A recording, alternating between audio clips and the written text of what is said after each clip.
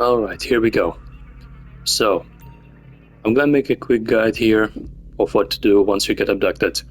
There is a 50% chance that you will spawn in a random location or at the bunker. And the bunker is located over at Fort Zancudo. Alright, let's get up here. And the first thing that you want to do is look for a crowbar.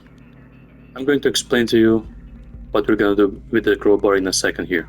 So, it doesn't really matter if you get abducted and you wake up at the bunker or if you wake up at a random location, but you will spawn in those boxers pretty much. There's going to be two models that you can get. Those ones that we currently have, one, the green, and there's also I think the gray ones. Okay, here we go. Here's the crowbar. Now, in this whole testing facility, we can see the two professors over there, those two scientists. Well, don't worry about them. Alright, so here's what we're gonna need to do. First thing, we're gonna go over here into the storage room, and there's gonna be a bunch of crates laying around. And the one that we need is this one. We're gonna pry it open with the crowbar.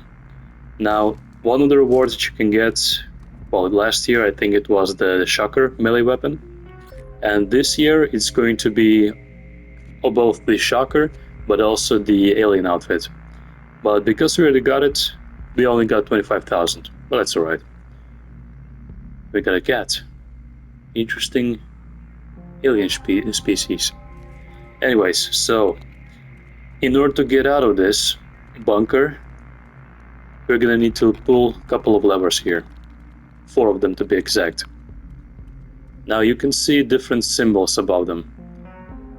And we got the globe, we got this like DNA looking thing, then we got those circles, and we got a star. I'm just gonna be referring to them as that.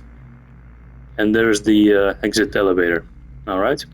So you want to look for how many of those symbols we got in particular. So let's take a look.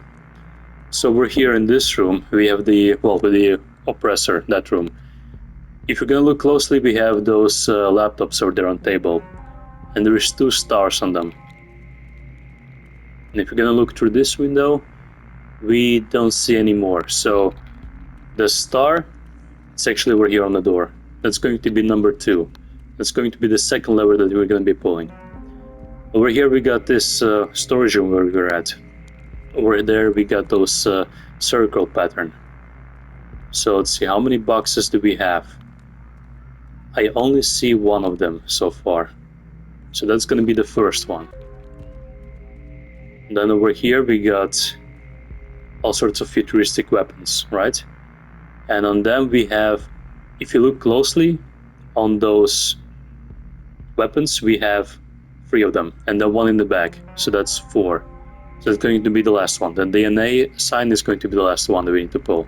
And it's going to be different every single time. So my results might not be exactly the same as yours, so just keep in mind that it could vary. And over here we got one of those juggernauts from Clifford. And then last but not least we got this globe over here. Globe is actually on those TV screens, on those TV monitors. And we have 2 of them. Oh, actually we have 3. Okay. So let's take a look one more time. So DNA is going to be 4. On the atomizers, we got 2 of them. On that one futuristic minigun, we got 1, and then another one over there. So it's going to be the circle pattern. Then number 2 is going to be the star.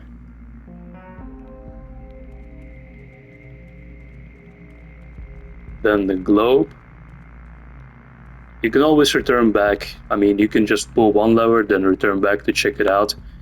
And if you get it wrong, like let's say you pull accidentally the wrong lever, then you will get 3 chances, 3 attempts.